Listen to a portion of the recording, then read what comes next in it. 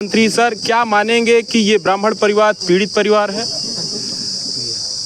अभी पीड़ित परिवार से हम लोग मिले हैं। समाजवादी पार्टी के राष्ट्रीय अध्यक्ष माननीय अखिलेश जी के निर्देश पर समाजवादी पार्टी का प्रतिनिधिमंडल स्वर्गीय राम बाबू तिवारी जी के दरवाजे पर आया है, जिसमें लम्हा के पूर्व विधायक श्री संतोष पांडे जी, श्री मान सिंह यादव जी, हमारे एमएलसी साहब, हमारे जिला अध्यक्ष जी, राणा साहब, सारे लोग आए हैं।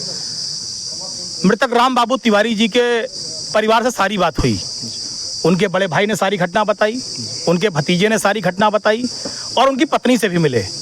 किस तरह से फर्जी मुकदमा हुआ, किस तरीके से परिवार दर दर भटका, किसी ने सुना नहीं। उसके बाद उन्होंने प्रशासन के उत्पीड़न से आत्महत्या कर ली और उसके बाद किस तरह से लाठीचार्ज हुआ, गांव की महिलाएं, पुरुष, बच्चे सब मारे गए। तो ये सारी घटना जो हुई है, एक नेता हैं जिनको कौशाम्बी की देवतुल्य जनता ने नकार दिया, बुरी तरह नकारा, और आज कृपा पात्र बन के डिप्टी सीएम बने हैं। कृपा पात्र हैं वो किसी के, सब उनके इशारे पर हुआ, तांडव हुआ। अधिकारियों ने गुंडों जैसा व्यवहार किया, अमानवीय व्यवहार किया। एक तरफ बॉडी पड़ी थी, दूसरी तरफ लाठीचार्ज हो रहा था। इससे दुखद किसी परिवार के लिए कुछ नहीं हो सकता। समाजवादी पार्टी भारतीय जनता पार्टी के इस कृत्य की और अधिकारियों के इस कृत्य की घोर निंदा करती है। परिवार को न्याय मिलना चाहिए। देखिए, कोई भी घटना हो, अगर वहाँ के जिम्मेदार लोग, जो वहाँ के विधायक हैं या जो वहाँ के नेता हैं, जो सरकार में बैठे हुए लोग, अधिकारी हैं, अगर दोनों पक्षों को बुलाकर बैठाकर समन्वय बनाए, बातचीत करते तो ये मामला हल हो सकता था। हमें समझ में आया कोई बड़ा मामला ही नहीं था, रगड़ा था। लेकिन इस रगड़े को एक बड़े विवाद के रूप में भारतीय जनता पार्टी ने प्रोजेक्ट कर दिया, उनके अधिकारियों ने, और जिसके कारण एक व्यक्ति की जान चली गई, लाठी खाना पड़ा, और ये बड़ा एक तांडव इस परिवार ने झेला है। तो ये भारतीय जनता पार्टी और भारतीय जनता पार्टी की सरकार में बैठे हुए अधिकारियों की देन है। तो प्रशासनिक जो लापरवाही रही है, जिस तरह से लाठी चार्ज किया है, क्या लगता है कि इसे नहीं करना चाहिए था पुलिस को? बिल्कुल नहीं करना चाहिए था। बातचीत से भी और जब ये घटना की शुरुआत हुई, जब ये घटना प्रथम दिन संज्ञान में आई, प्रथम सेकंड जब संज्ञान में आई थी, उसी समय अधिकारियों को बातचीत करना चाहिए था, गंभीर होना चाहिए था, दोनों पक्षों को बुलाकर बातचीत करनी चाहिए थी। सच क्या है, सच सामने लाना चाहिए था, जिससे कि न ये घटना होती, न जान जाती, न उत्पीड़न होता, न लाठी चलती और न आज ये कोहराम मचता। ये सब भारतीय जनता पार्टी और अधिकारियों की देन है।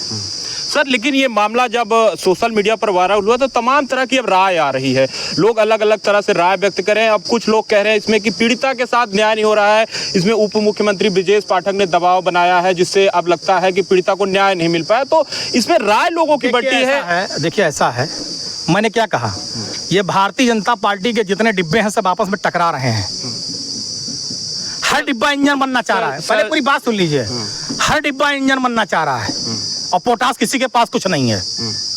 ये जितने डिप्टी सीएम है ऊपर जाना चाहते हैं, इंजन बनना चाहते हैं, आपस में लड़ रहे हैं, टकरा रहे हैं।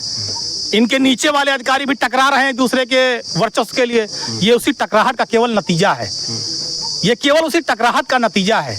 अगर बिटिया के साथ कोई घटना हुई होगी या हुई है, जैसा आप कह रहे हैं, नहीं, ऐसा आरोप लग रहा है मीडिया पे, तमाम उसकी जांच होगी। जिस तरह की बातें आ रही हैं उसकी फिर जांच होनी चाहिए।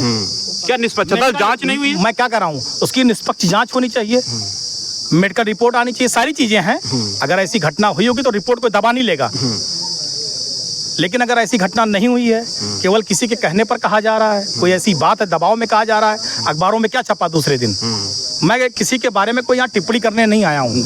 लेकिन मैं इतना जरूर कहना चाहता हूँ कि भारतीय जनता पार्टी के लोग केवल लड़ा रहे हैं। इनके अधिकारी परिवारों को परिवारों से, भाई को भाई से, जातियों को जाति से और समाज को समाज से लड़ाकर अपनी राजनीतिक रोटी सेक रहे हैं। केवल यही काम हो रहा है।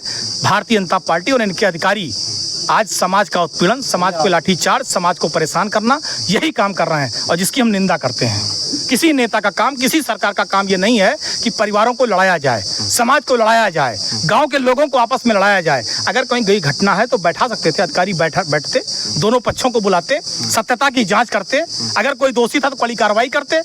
लेकिन केवल किसी छोटे से रगड़े के नाते उसको बड़ा रूप देना, गलत तरीके से प्रस्तुत करना, ये भारतीय जनता पार्टी के अधिकारियों द्वारा, उनके यहाँ के जो जिनको जनता ने नकार दिया बुरी तरह, जिनकी हरा दिया था, ये उनके दिमाग की गंदी सोच का नतीजा और कुछ नहीं है। सर, आज के दिन में ही 2 प्रतिनिधि मंडल समाजवादी पार्टी का आया है। एक पीड़िता के घर गया है, एक इस परिवार के साथ आया है। वहां गए जो प्रतिनिधि मंडल था, दोनों के विचारों में अंतर नजर आ रहा है। वहां जो गया वो कह रहे हैं कि ये पीड़ित हैं, और यहाँ आप आए हैं तो आप कह रहे हैं ये पीड़ित हैं। अब दोनों तरफ टकराहट नजर आ रही है। अब देखिए, उन्होंने उनकी बात सुन ली, हमने इनकी बात सुन ली।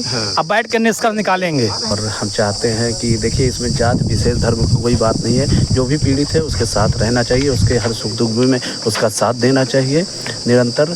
वो किसी भी जात का हो, किसी भी धर्म का हो, धर्म और जात मायने नहीं रखता है। और हम लोग यही एकत्रित होकर आज आए हुए हैं, जो कि राम बाबू त्रिपाठी जी हम सब के बीच में नहीं हैं। हम लोग शोक संवेदनाएं व्यक्त करने यहाँ आए हैं।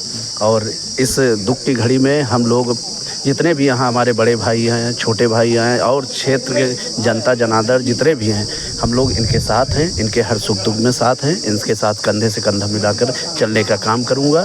कभी भी हमारी ज़रूरत, हमारे बड़े भाइयों की ज़रूरत पड़ेगी, मैं इनके साथ निरंतर रहूँगा। शासन प्रशासन कहीं भी किसी भी हद तक जाना पड़ेगा, हम लोग जाने के लिए तैयार रहेंगे।